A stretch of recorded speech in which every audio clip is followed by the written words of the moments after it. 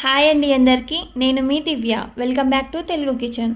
ఈరోజు మన కిచెన్లో కమ్మటి రుచితో ఒంట్లో వేడిని తగ్గించే ఉల్లి పెరుగు పచ్చడిని మీతో షేర్ చేసుకోబోతున్నాను. ఈ వేసవి తాపానికి ఇలా 2 నిమిషాల్లో పెరుగు పచ్చడిని చేసుకున్నామంటే అన్నంలోకి వేసుకొని చాలా తృప్తిగా తినేయొచ్చు.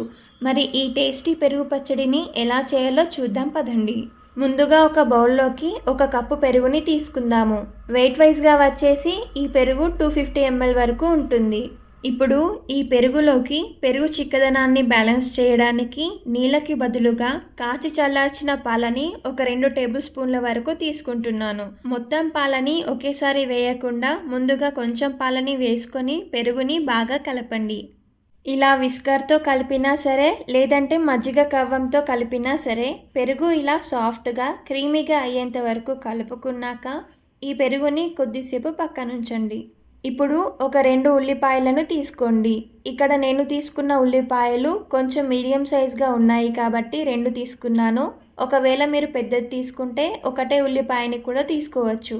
సో ఇలా తీసుకున్న ఉల్లిపాయలని సన్నగా కట్ చేసుకొని ఒక ప్లేట్లోకి తీసుకోండి.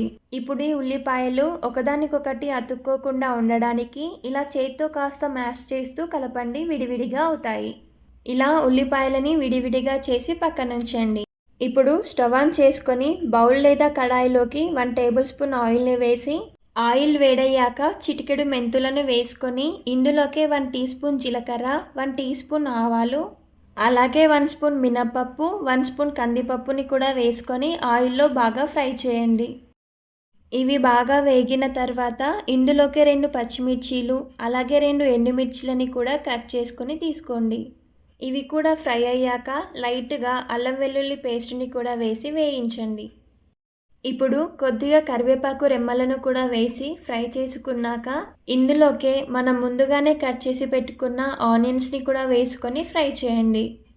ఈ పెరుగు పచ్చడి కోసం ఉల్లిపాయలని మరీ ఎక్కువగా వేయించకుండా కాస్త దూరగానే వేపుకోవాలి.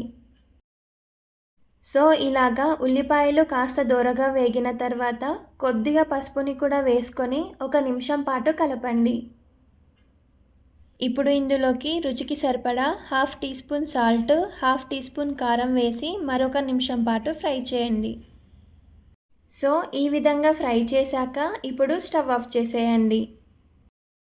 ఇప్పుడు కడాయిని పక్కకు తీసుకొని ఇందులోకి మనం కలిపి పెట్టిన పెరుగుని తీసుకొని ఒకసారి కలపండి.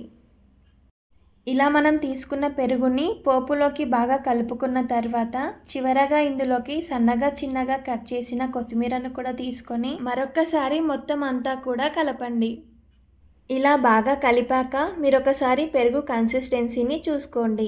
ఒకవేళ కొంచెం పల్చగా ఉండాలనుకుంటే కొంచెం కాచి చల్లార్చిన పాలను కానీ లేదా నీళ్ళను కానీ వేసుకోండి. ఇక్కడ నేను మళ్ళీ 1 టేబుల్ స్పూన్ పాలని తీసుకుంటున్నాను. ఇలా పాలని తీసుకొని ఒకసారి బాగా కలిపామంటే రుచికరమైన ఉల్లి పెరుగు పచ్చడి తయారయ్యింది. ఇలా మీరు కూడా సింపుల్ వేలో ఓసారి కమ్మటి పెరుగు పచ్చడిని తయారు చేయండి. ప్రాసెస్ కూడా పెద్దగా టైం ఏమీ పట్టదు, చాలా ఈజీగా తయారు చేయొచ్చు. ఈ రెసిపీ మీకు నచ్చితే లైక్ చేసి మీ ఫ్రెండ్స్ అండ్ రిలేటివ్స్కి షేర్ చేయండి. అలాగే ట్రై చేశాక మీకు ఎలా కుదిరిందో కామెంట్లో నాతో చెప్పడం మర్చిపోకండి. మరిన్ని టేస్టీ అండ్ హెల్తీ రెసిపీస్ కోసం మన ఛానల్ని ఫాలో అవ్వండి. Thank you for watching.